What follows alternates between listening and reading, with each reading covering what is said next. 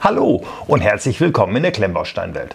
Heute habe ich für euch mal wieder ein Set von Kobi, und zwar ist es hier die USS Wahoo SS 238, und wie sich die bauen lässt und ob das wirklich Spaß macht, das will ich euch heute zeigen.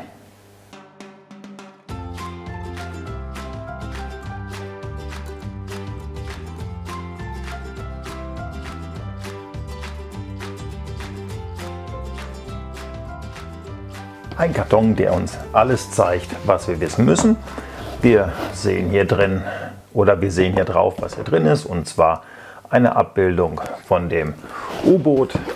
Auf der Rückseite ist kurz beschrieben, was für in Anführungszeichen Spielemöglichkeiten bietet uns dieses Set. Das ist dann hier durch die verschiedensten Bewegungen gezeigt. Hier ist es wirklich nicht viel, man kann die Kanone drehen. Dann kann man hier noch so ein bisschen an den Flügeln, U-Boot mit Flügeln zum Fliegen. Das wird eine Klappe sein, die man hier öffnen und schließen kann. Und man kann das Ruder betätigen. Wir haben so ein bisschen, ich muss das jetzt mal rumdrehen, dass ich das hier mal gucken kann. Okay, hier sind so ein bisschen die Daten, die das Schiff gehabt hat. Die wurden hier so ein bisschen aufgegriffen. Wir wissen, dass dieses U-Boot dann später 66 cm lang ist. An der Seite nochmal das gleiche. Hier das übliche Sicherheitsblabla. Und hier ist dann auch nochmal eine kleine Abbildung. Ich muss gucken, so blendet das nicht, wie groß dieses Set dann unterm Strich wird. Ich würde sagen, wir kümmern uns lieber um das, was in dem Karton drin ist, weil deswegen haben wir uns diesen Karton hier überhaupt gekauft, oder deswegen habe ich mir den gekauft. Der eine oder andere von euch hat es vielleicht auch schon so ein bisschen gebaut. Ich muss zu meiner Schande gestehen, bei mir steht das Ganze jetzt schon garantiert ein Jahr in der Ecke.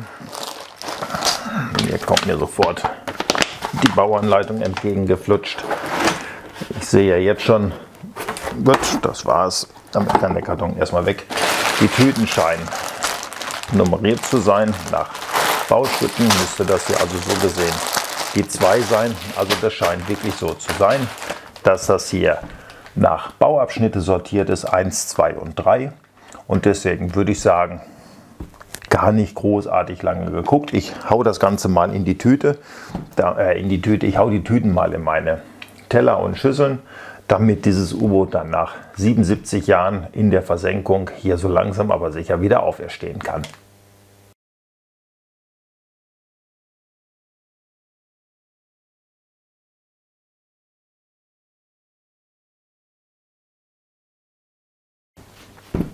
Da liegen die ersten Teile des 42 € teuren Sets vor mir. Ich glaube, mittlerweile ist das im Preis auch gesunken. Wenn ich das noch richtig in Erinnerung habe, habe ich die Tage in den verschiedensten Gruppen gelesen. Man kriegt das jetzt wohl für irgendwas um die 35 € rum. Irgendwo so den Dreh scheint es sich zu bewegen.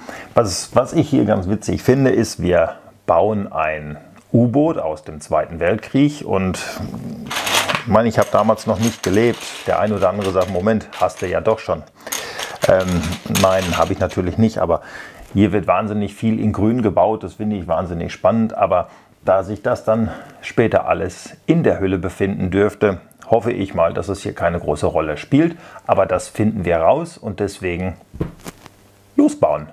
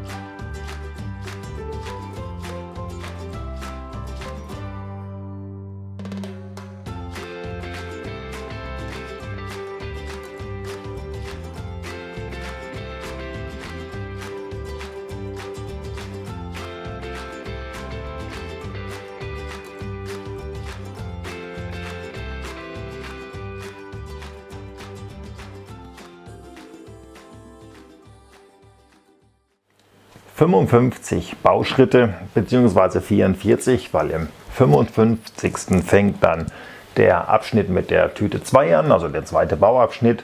Und was haben wir bis jetzt vor uns liegen? Wenn es auf der Anleitung nicht drauf wäre, wenn es auf dem Karton nicht aufgezeichnet gewesen wäre, würde ich im Leben nicht vermuten, dass das hier mal ein U-Boot werden soll. Also es ist klar, es gibt Grundähnlichkeiten nach dem Versenken. Also das ist momentan wirklich noch wahnsinnig schwer zu erkennen. Die Klemmkraft der Steine, brauchen wir nicht drüber reden, ist Kobi. Das hält wie der Teufel. Die Bautechniken bis hierhin wie immer wahnsinnig interessant. Die ganzen Baurichtungsumkehren, die hier gemacht werden, mit den Bügelperlen, mit den einzelnen Steinen, um die Richtung zu ändern. Ausgeklügelt bis ins Detail. Ich will jetzt aber so langsam aber sicher, dass das Ganze hier ein U-Boot wird. Und somit würde ich sagen, reißen wir mal die Tüte Nummer 2 auf oder die Tüten in der Tüte Nummer 2 und schauen wir mal rein. Das heißt, nein, ich habe euch das vorhin gar nicht gezeigt. Die Anleitung konntet ihr jetzt immer ein bisschen mitgucken. Die meisten kennen das auch. Was bei Kobi schon gebaut wurde, wird alles in Grau detailliert. Nicht detailliert, wird ausgegraut, so dass man nur noch das sieht, was man gerade zusammenklemmen muss, dass man vernünftig weiß, wo das hingehört. Das funktioniert 1A. Aber den hier, den habe ich euch echt vorenthalten. Also ich kenne einen, der macht das regelmäßig. Ich persönlich nehme eigentlich immer Aufkleber und mache mir die drauf. Aber nein, hier, da kapituliere auch ich. Das werde ich mir nicht antun. So, was ich mir aber antue, das ist hier Tüte aufreißen und wieder auf Teller verteilen. Ihr seht das nicht, weil meine Kameras alles ein bisschen anders stehen. Es sind ein paar Teile übrig geblieben. Nicht übermäßig viel, aber immerhin ein paar Teile sind da.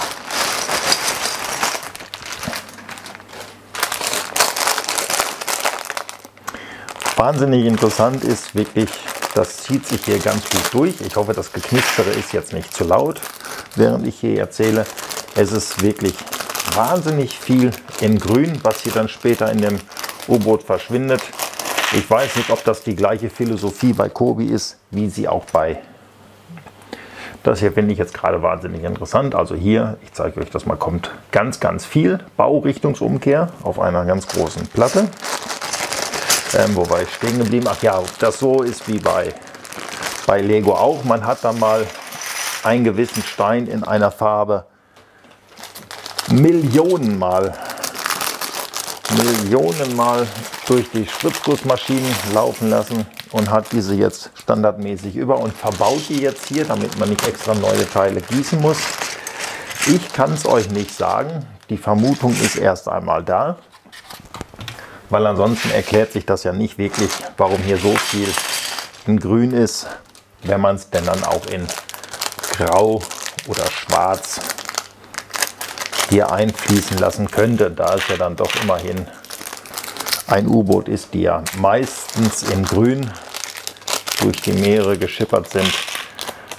Hier sind wieder so ein paar Bügelperlen mit dabei. Vorhin waren die alle noch schön ordentlich in einer Tüte. Hier liegen sie bei den Steinen mit dabei. Ich denke mal, das ist jetzt nicht das größte Problem. Daran wird auch keiner sterben. Aber es ist dann schon ein wenig ungewöhnlich gepackt. So, die noch mit dabei. Somit sind jetzt alle Tüten wieder ausgepackt. Dann kann es weitergehen.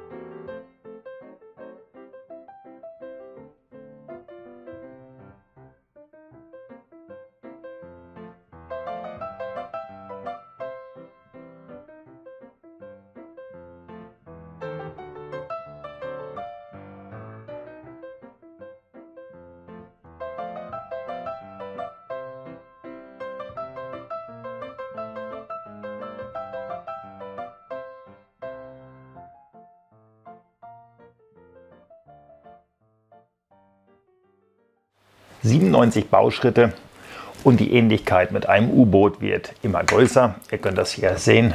Das Grün wird immer weniger. Dafür dominiert dann mittlerweile das Grau, das Helle sowie das Dunkle auch. An der Steinekraft oder an der Klemmkraft der Steine hat sich bis hierhin nichts getan. Das ist Kobi gewohnt, das ist robust. Also wenn wir das jetzt hier so schließen und machen hier oben keinen Turm mehr drauf, dann geht das als Schlagstock durch. Also das macht ordentlich was mit. Was mich persönlich hier so ein bisschen fasziniert, wäre jetzt ein bisschen hochtragend, aber was ich hier wirklich gut finde, ihr kennt ja alle dieses, ich weiß gar nicht, wie das heißt, ich nenne es mal Bügelperlen-Setzgerät. Das wurde hier, ich nehme das mal hier runter, für die Schiffsschraube und für die Antriebswelle wurde das Ganze auch nochmal verwendet. Man hat es dann hier einfach jetzt bloß in dunkelgrau mit dabei, oder es ist ja schon eher Anthrazitfarben, hat man es dabei gepackt. Das sind dann hier die Antriebswellen mit den Schiffsschrauben dabei. Das funktioniert wunderbar, das hält auch ganz gut. Einziger Manko ist, wie ich finde, wenn es überhaupt ein Manko ist, ich komme jetzt mal ganz nah ran in der Hoffnung, dass ihr das sehen könnt. Die werden hier mit zwei so eine Klammern, werden die festgemacht. Die Klammerbreite, kann ich euch das nochmal demonstrieren? Ja, ich demonstriere euch das einfach mal. Das ist ja alles ganz schnell wieder zusammengebaut. So, ich nehme das hier mal raus, da könnt ihr das dann wirklich wahnsinnig gut sehen. Ich muss es nur kurz drehen und aufpassen, dass es nicht abfällt. So, da komme ich jetzt mal nah ran. Also die Klammerbreite entspricht schon beinahe dem einer Bügelperle. Somit ist dann dieses Bügelperlen-Setzgerät, ich nenne es jetzt einfach mal so, schon fast ausgelastet. Also man kann es dann an der Stelle nicht mehr ineinander schieben. Das macht das Ganze dann ein wenig instabil, ein bisschen frickelig, aber es funktioniert. Ihr seht das ja hier. Also das fällt jetzt auch nicht unbedingt ab, wenn ich das hier habe. Das hält. Das ist alles völlig in Ordnung. Das erste Spielfeature haben wir hier auch, so wie es angegeben war. Wir haben ein bewegliches Ruder. Ob man das jetzt haben muss oder nicht, also ich denke mal eher nicht, weil man stellt sich das ja dann doch so irgendwann ins Regal und erfreut sich da dem Anblick. Ich glaube nicht, dass hier irgendjemand damit in die Badewanne geht und das da dann schwimmen bzw. tauchen lässt. Also das kann ich mir beim besten Willen nicht vorstellen. So, ich würde mal sagen, ich mache mal wieder ein bisschen Krach, öffne die letzte Tüte mit der Nummer 3. Hier fällt mir schon ein wenig Schnur in die Finger. Ne, die packe ich mal damit bei. Ein bisschen Kleinzeugs. Das kommt mit dahin. Nochmal die ein oder andere Bügelperle. Das ist dann von Tüte zu Tüte, ist das dann auch immer weniger geworden. Weil jetzt geht es ja dann im Großen und Ganzen eigentlich nur noch darum, die Hülle zu verschließen und aus dem Ganzen ein U-Boot zu machen. Hier gibt es dann auch mal eine Tüte, da ist alles Sorten rein, das ist dann immer besonders schön. Ist noch was für die Faulen, die nicht immer Lust haben zu suchen. Also so wie für mich.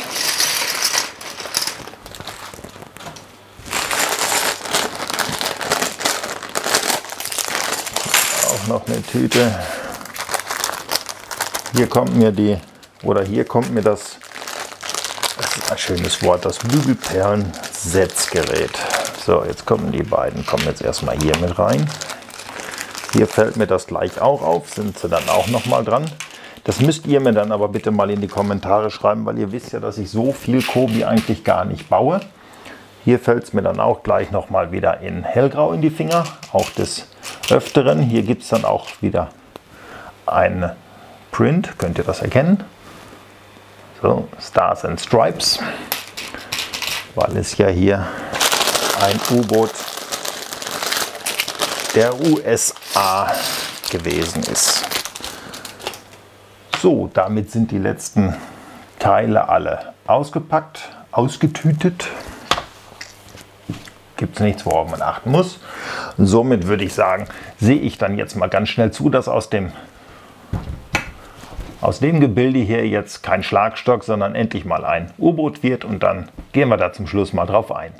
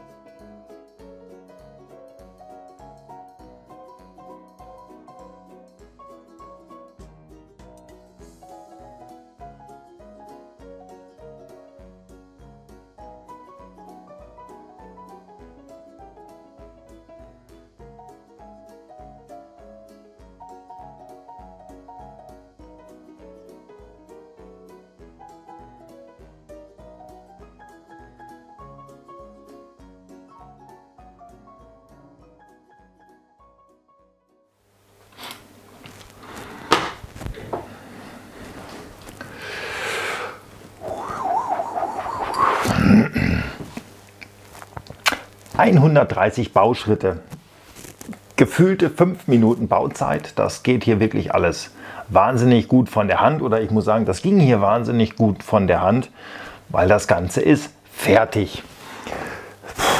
Ich kann da eigentlich gar nicht viel zu sagen. Ja, es ist ein U-Boot. Ein U-Boot ist natürlich jetzt nicht die schönste Sache, die man da irgendwo bauen könnte, optisch, weil das bedingt sich einfach. Es muss klein sein, es muss unter Wasser schwimmen, es muss schnell schwimmen bzw. fahren können, es muss möglichst leise sein etc. pp. Also hat man hier eine Form, das ändert sich auch nicht großartig. Ein U-Boot ist ein U-Boot, das kann keine Schönheit werden wie ein Modular oder ein Rennwagen. Viel sagen kann ich hier nicht, auf das meiste bin ich eingegangen, die Spielfeatures nenne ich sie mal. Das ist also wirklich die drehbare Bordkanone, das Ruder, und man kann hier, ich bin mir nicht ganz sicher, ob das die tiefen Ruder sind, so tief stecke ich in der Materie nicht drin, aber ich glaube, ja, die kann man bewegen. Das war's und das reicht.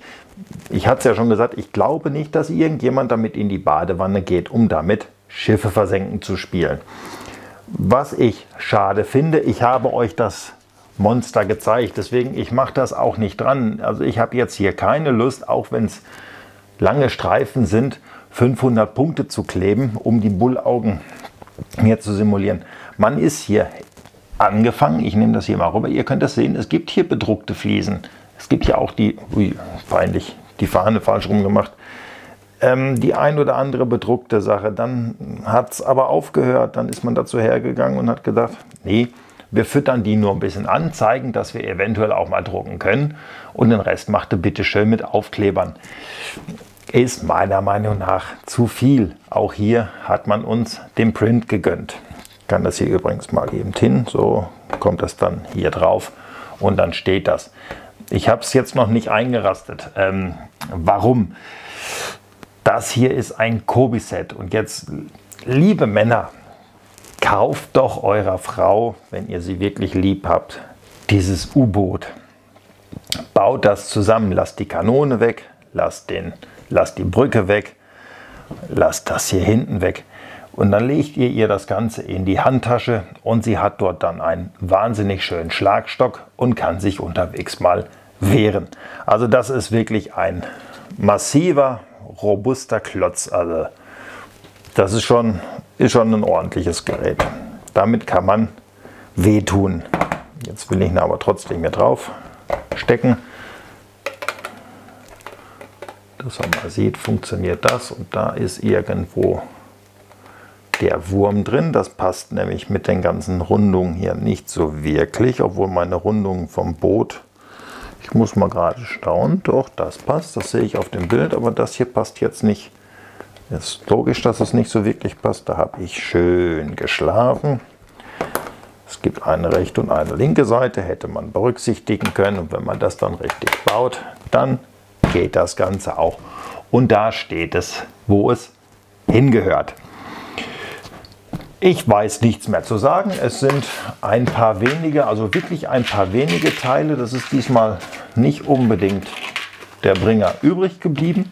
Was aber viel wichtiger ist, es hat kein Teil gefehlt. Achso, ihr wolltet vielleicht mal sagen, also das hier, so eine kleine Handvoll ist übrig geblieben. Ich habe wieder 3 Bügelperlen in meinem Repertoire, was ganz wichtig ist, weil ab und zu brauche ich die dann ja doch mal für andere Sets.